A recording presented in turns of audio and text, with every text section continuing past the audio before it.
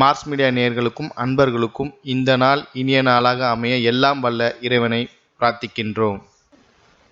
இந்த சேனல் உங்களுக்கு பிடிச்சிருந்தா மறக்காம சப்ஸ்கிரைப் பண்ணுங்க, ஷேர் பண்ணுங்க, லைக் பண்ணுங்க, கமெண்ட் பண்ணுங்க. சுய உதவிக்குழு பான் கார்டுகளுக்கு மார்ஸ் மீடியா நேயர்கள் எல்லாருக்கும் ஜோதிட குருஜியின் இனிய வணக்கங்கள். இந்த பதிவில் நம்ம பிப்ரவரி மாத ராசி பலன் பார்க்க போகிறோம். இந்த பிப்ரவரி மாதத்தில் கிரகநிலைகள்னு பார்த்தீங்கன்னா மேஷ ராசியில் குரு பகவான் அற்புதமாக இருக்கார். கன்னி ராசியில் கேது பகவான், துலாம் ராசியில் சந்திர பகவான், தனுசு ராசியில் சுக்கிர பகவான், செவ்வாய் பகவான் 2 பேரும் இருக்கா. இந்த சுக்கிர பகவான் 13/2/2024 மகர ராசிக்கு ஜம்ப் பண்ணிடுறார். 4/2/2024 மகர ராசிக்கு இந்த செவ்வாய் பகவான் அப்படியே உச்சமடைந்து சஞ்சாரம் பண்ண போறார். மகர ராசியில சூரிய பகவான் புத பகவான் இருக்கார். புத ஆதித்ய யோகத்தை கொடுத்துட்டு 13/2/2024 இந்த சூரிய பகவான் எங்க வர போறாருன்னு பார்த்தீங்கன்னா கும்பராசிக்கு பிரவேசம் பண்ண போறார். கும்பராசியில ஆல்ரெடி சனீஸ்வர பகவான் அங்க ஸ்ட்ராங்கா இருந்துட்டு இருக்கார், ஆட்சி. மீன ராசியில ராகு பகவான் குருவோட காரகத்துவத்தை பெற்று அருமையா சஞ்சாரம் பண்ணிட்டு இருக்கார். இந்த மாதம் பார்த்தீங்கன்னா இந்த பிப்ரவரி மாதம் 3 கிரகங்களில் பெயர்ச்சி இருக்கு, அற்புதமான பெயர்ச்சி. இதுதான் இந்த பிப்ரவரி மாதத்தோட கிரக நிலைகள். இனி ஒவ்வொரு ராசிக்கும் உண்டான ராசி பலனை பார்க்கலாமா? எனதருமை கன்னி ராசி நேயர்களே, இந்த பதிவில் நம்ம என்ன பார்க்க போறோம் அப்படின்னா 2024 பிப்ரவரி மாத ராசி பலன். இந்த பிப்ரவரி மாதம் எந்தெந்த கிரகங்கள் உங்களுக்கு நன்மைகளை செய்ய போகிறது, எந்தெந்த கிரகங்கள் மூலமா நீங்க கவனமா இருக்கணும், பரிகாரமா என்ன பண்ணினா ரொம்ப விசேஷம், சந்திராசிரம தினங்கள் என்னன்னைக்கு அப்படிங்கிறத பற்றிலாம் தெளிவாக பார்க்க போகிறோம். உங்களோட ராசிநாதன் புத பகவான் அற்புதம். ஏன்னா புதன் அறிவுகாரகன். சாதாரணமாக இன்னைக்கு இந்த கன்னி ராசியை சேர்ந்தவர்கள் அப்படின்னு பார்த்தீங்கன்னா ஒரு 10th படித்தா கூட நல்ல ஒரு பெரிய படிப்பு படித்த மாதிரி நிறைய விஷயங்களை அவங்க சொல்லுவாங்க. இல்லை +2 படித்தா கூட சரி, 8வது படித்தா கூட சரி, அவங்க நிறைய உலக அனுபவம் அவங்களுக்கு நிறைய இருக்கிறதுனால அதை வச்சு பேசுவாங்க.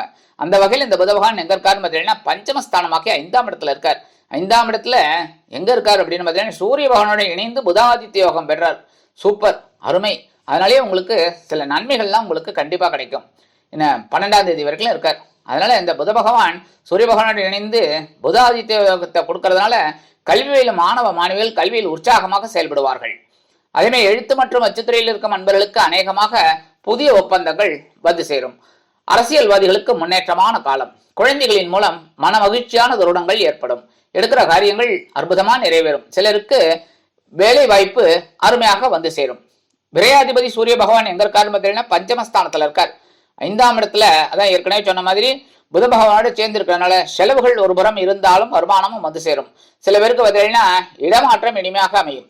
ரொம்ப நாளா வீடு மாற்றணும்னு நினைக்கிறவாளுக்கெல்லாம் இப்ப அற்புதமா நிறைவேறக்கூடிய ஒரு வாய்ப்புகள் அவங்களுக்கு கிடைக்கும். உத்தியோகம் கூட வேற உத்தியோகத்துக்கு போகலாம் அப்படின்னு நினைக்கிறவாள்லாம் தாராளமா இந்த முயற்சியை மேற்கொள்ளலாம். அதாவது வேண்டாம் வேறு இடம் போகணும்னு நினைக்கிறவங்களுக்கு மட்டும்தான் நான் சொல்றேன். எல்லாரும் உத்தியோகத்தை விட்டுட்டு அடுத்த உத்தியோகத்துக்கு போங்கன்னு நான் சொல்லல, சரியா? அதனால இந்த உத்தியோகம் உங்களுக்கு சில நேரங்களில் சிரமமா இருக்கலாம், இல்லை ஏதாவது ஒரு பிரச்சனைகள் இருக்கலாம். அந்த மாதிரி இருக்கிறவ வேற வேலை தேடிக்கலாம், சரியா? 13/2/2024 இந்த சூரிய பகவான் எங்க வரப்போறாருன்னு பார்த்தீங்கன்னா பகைருண ரோகஸ்தானமாகிய 6ஆம் இடத்துக்கு வந்துடுறார். அங்க ஏற்கனவே யாரும் உட்கார்ந்துட்டு இருக்கா?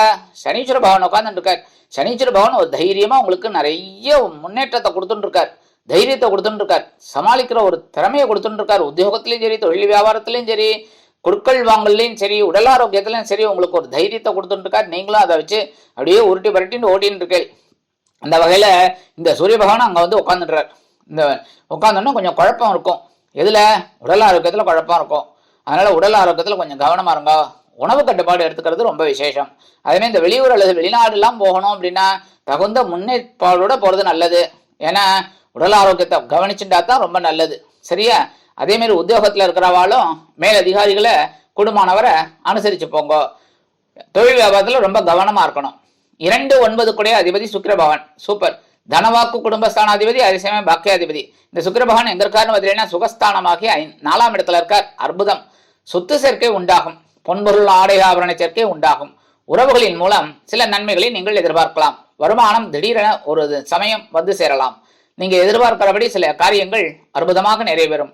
தந்தையார் ஆதரவாக இருப்பார். 13/2/2024 முதல் இந்த சுக்கிர பகவான் எங்க வரப்போறாருன்னு பார்த்தீங்கன்னா பஞ்சமஸ்தானமாகி 5ஆம் இடத்துக்கு வந்து செவ்வாய் பகவானோட சேர்ந்துண்டு சுக்கிரமங்கல யோகத்தை கொடுக்க போறார். 5ஆம் இடத்துல சுக்கிரன் இருக்கிறது குழந்தைகளின் மூலம் மனமகிழ்ச்சி ஏற்படும். குழந்தைகளுக்காகவே சில முக்கிய முன்னேற்பாடுகளை செய்வீர்கள்.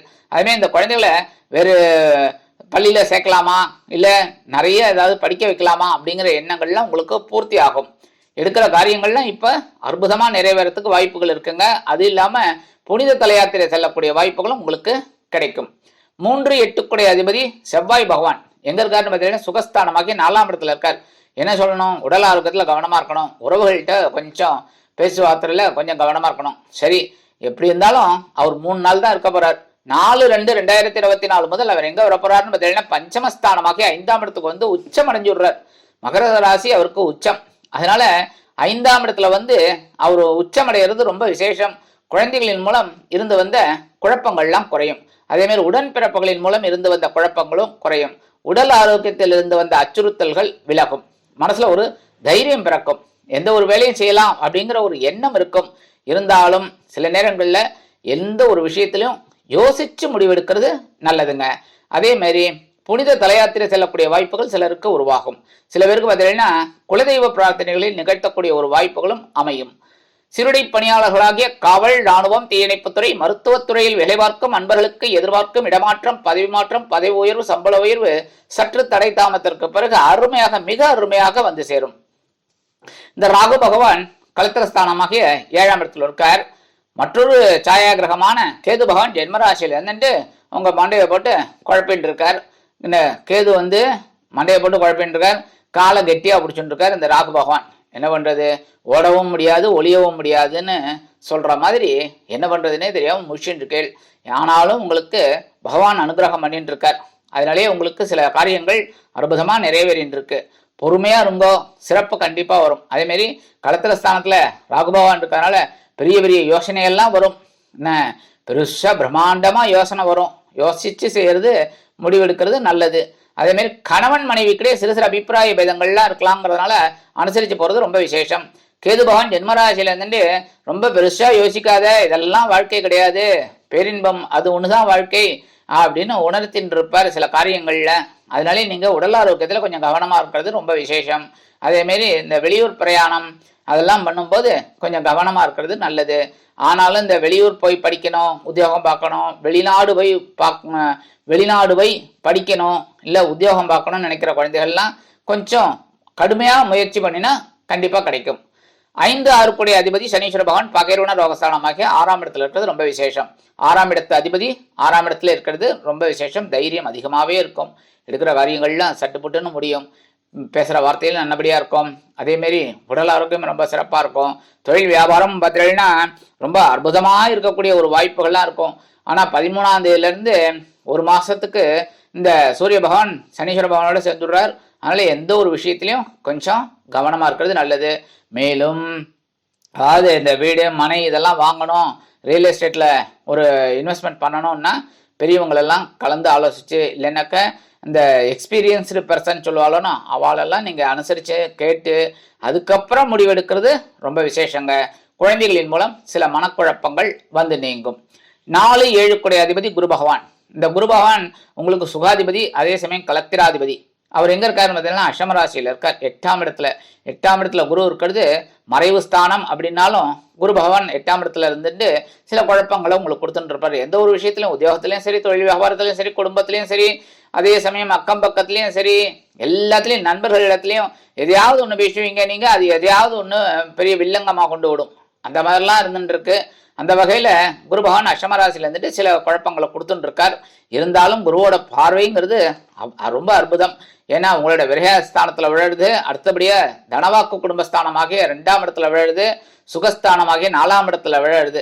அதனாலே உங்களுக்கு அற்புதமான பலன்கள் கண்டிப்பாக இருக்கு. இந்த குருவின் பார்வை பலத்தால் உங்களுக்கு செலவு எவ்வளவு வருகிறதோ அந்த அளவிற்கு வருமானமும் அது சேரும். அதே சமயம் உடல் ஆரோக்கியமும் சிறப்பாக இருக்கும்.